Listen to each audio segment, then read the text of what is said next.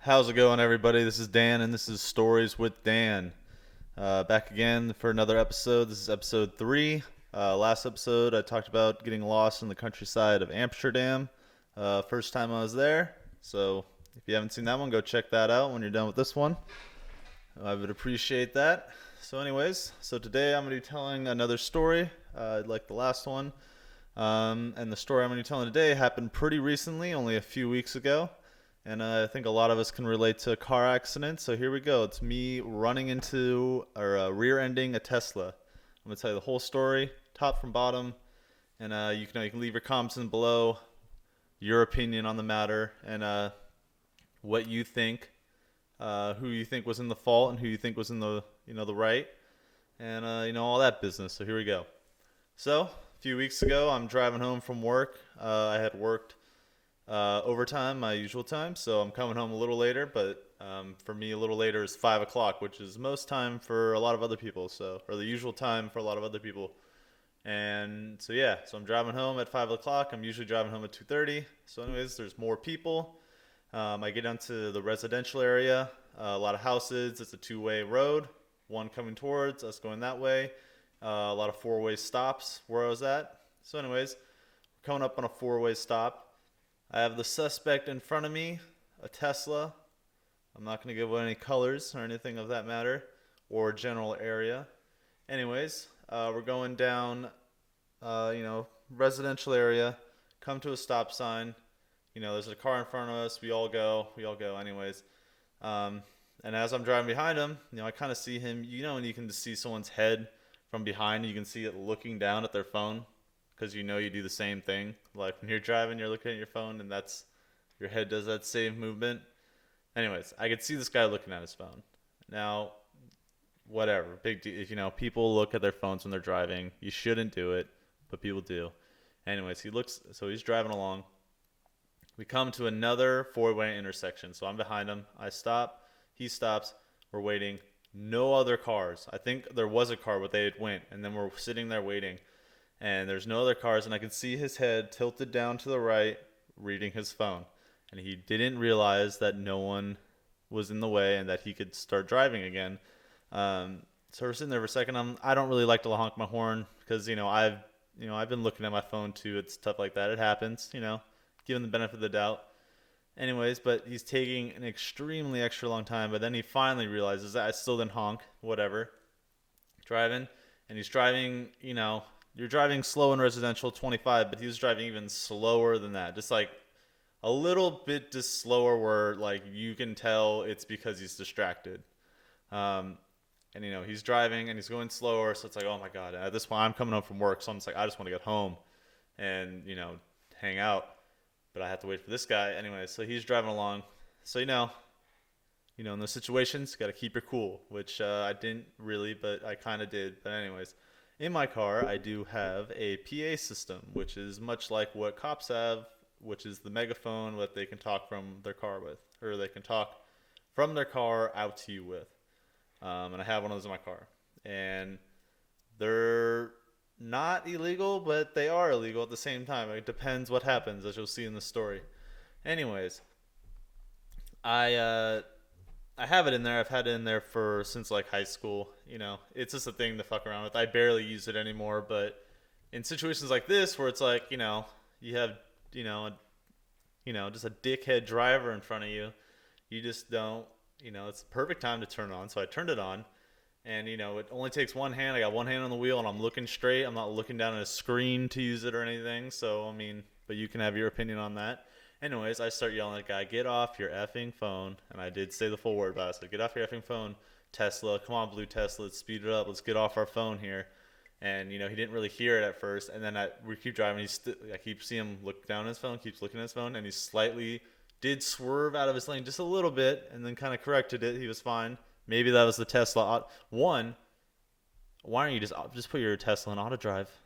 And then you can sit there and text all you want and it won't be a big deal. But you weren't. You were driving and texting or looking at your phone or whatever he's doing.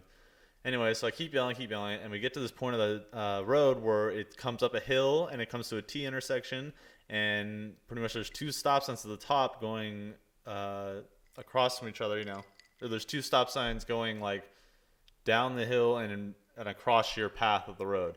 So they have to stop for us, and we just go. We don't have to yield or anything. You go up the hill, and we're going up the hill, and I see him look in his side mirror and totally make eye contact with me, and I was like, all right, that's he's he's got it, or he heard me, like I know he's heard me, and we're turning, and then as we're turning, he flips me off, and I'm like, I'm like, oh god, I'm like, oh really, and then I was like, kept just like I know I was taunting him a little bit.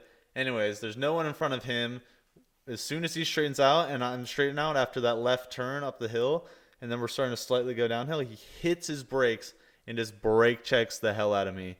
And so, I slam on my brakes, and I'm like, oh my god. And then so I bump into him, and I was like, first thing on my mind was like, this is going to cost me so much money. I just had a Tesla. They're expensive.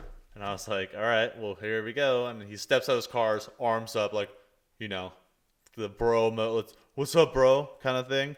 And so, yeah, I'm like, I get out of my car, or I back my car up just from not, so it's not just touching his, and I see there's no damage on his car. I was like, oh my God, I got so lucky there.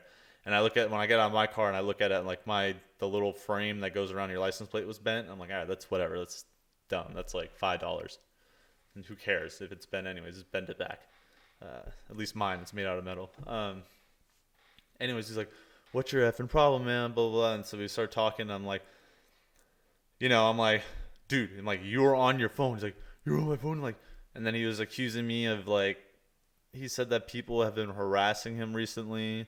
That how do I know someone didn't pay you $100 to come mess with me? And I was like, dude, I didn't. No one's paid me $100, and I don't know what you're talking about. But I was like, you're on your phone, and I literally looked at his screen. He was holding his phone. His screen was on Instagram. All right, I'm like, what? I mean, dude, you walked out of your car with your phone out in your hand, and I could look down at your screen, and it was on Instagram. I could see the circles at the top. It was stories of some kind. Maybe it wasn't Instagram, maybe it was Facebook, but whatever. He was on his phone. Anyways, so then, it becomes this whole. He's like, you know what? I'm calling the cops. I'm calling the cops. And like right before he was doing that, I was trying to just like shake his hand so we could just both cool down and then exchange insurance and get on with our lives. But no, he's like, calling the cops. Like, oh no, you're not getting out of this. Like, my shaking the hand was like, oh, I don't want you to call the cops. Oh no, but like, so he calls the cops. He's like, yeah, I have this guy who's chasing me, yelling at me with a megaphone and pretending to be a police officer. And it's like, never did I say I'm a police officer. Pull over. I was literally just telling him like, yo, get off your fucking phone. And he even flipped me off and pointed it out like, yeah, I hear you, but fuck you, kind of thing. Anyways, so then he's like, yeah, just get in your car. Just get in your car and wait for, they're going to be here. And I was like, all right. And I like get in my car, and what I do is just grab my insurance and wait outside the car. Cause I know like getting in the first word with the cops is like, it helps a lot, because otherwise the first thing they hear is like, what they're going to believe the most, I feel like, unless it's like completely obvious, but you know what I mean? Anyway, so we wait. Finally, the cop shows up. I walk up to him because I stayed outside my car. I'm like, just for this reason, I'm going to be able to talk to the cop first, tell him my side of the story, how this guy brake checked me and pretty much caused the accident to happen, just because he wasn't like happy with the way I was yelling at him with my PA, which was immature. I know that. Anyways, so I talk to the cop, tell him my side of the story. That guy comes over here and he's like saying stuff, and I try not to interrupt him, but I did, because when someone is lying, it's hard for me not to be like, no, that's that's BS, you were lying. And so yeah. So pretty much after that, the cop just wants our statements, and he doesn't want to hear anything about like what happened before, just the accident. So I literally tell the cop, we were coming up over the hill. We were going about 5-7 miles an hour, and out of nowhere, with no cars in front of him, that guy slammed on his brakes in front of me, and I hit my brakes in an ability to stop. And then we lightly bumped and all that. And I kept the speed limit low, because insurance, all the little details matter. And it's weird, but it does for insurance, for cars, and all that stuff. And then I walk away, and I let the guy tell his story, and he threw in all this stuff about, like, he was saying that, oh, yeah, I thought it was a cop. I heard someone yelling behind me, and I thought it was a cop, so it scared me, so I hit the brakes. That's literally what he said to the cop.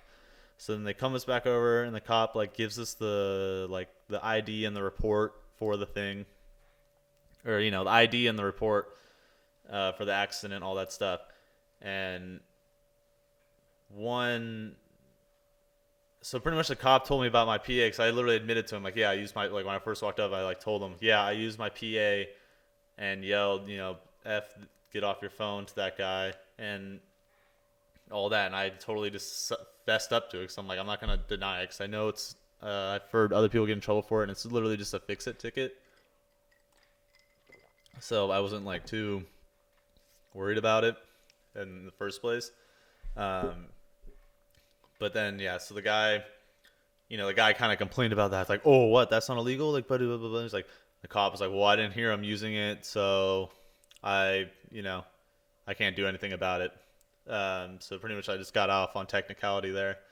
And then after the fact, so the guy, we're all standing there, and the cop's like, all right, now, this pretty much just comes down to a case of road rage, I believe. It's like, and you're wasting my time, you're wasting his time, that time, all that. And I was like, and I feel like the cop thought I was the one who called the cops since I walked up first, and which I wasn't. So it's like, I don't know, this is annoying that the way he like just focused in on me on when he was saying that. But yeah, I didn't want to waste the cops' time. I didn't even want to call the cops. I was just gonna deal with the guy, me and him. Like, that's how I was gonna deal with it. It happened. But anyways, and then the guy goes off on this tangent, like, so officer, what if, there was a older lady in the car, and he was screaming in his megaphone like he was to me about getting off her phone, and then she had a heart attack and she died. What would happen then? And it's like, dude, you're playing like the 15-year-old white girl what if game. Like, it's okay, that didn't happen to, I don't know any old ladies who are looking at Instagram and doing stuff on their phone while they're driving. They're usually driving and focusing on the road, and you weren't. So I don't know. But anyways, I didn't say anything to him about that. I just like let it go, let him look, ridiculous. And then we shook hands, exchanged our insurance, took photos, and he's like, yeah, man, I hope you just learned your lesson, blah, blah, blah, all this other stuff. I'm like, okay, dude. It's like, if you wanted to play the what if game, I could say, like, what if you hit a kid while you're looking at your phone and killed them? Like, I'm sorry, that's grim, but I'm just saying, like, what if that happened? Then you would go to jail, right? So, like, maybe you should not be on your phone. Might be a good thing. And, I learned my lesson not to use my PA on random people I don't know that will brake check you. I got to give the props to the guy. That was a great move. All right? I'm not going to, because usually when you hit someone from behind, there's no way that your insurance is going to give you not fault on that. It usually goes the other way, but through insurance, I found out 60% of the accident was his fault, and only 40% was claimed as mine. So I technically kind of won there, and I'm pretty happy about that. But yeah, that was when I rear-ended the Tesla a few days ago. Or not a few days, like a week or two ago. Probably 3 weeks ago. And yeah, it was annoying because I already worked late, and then I got home even later. And yeah, it was just something you never want to deal with. So yeah, don't look at your phones. Don't brake check people. Don't use a PA system on them. Yeah, and if you have any opinions on the story or anything you'd like to comment, do it below. If you have any crazy stories of your own, you please share them below as well. And maybe I'll share them on the Stories with Dan in the next episode. And yeah, so thanks for listening. Like I said, this is Stories with Dan. This was episode 3. See you later.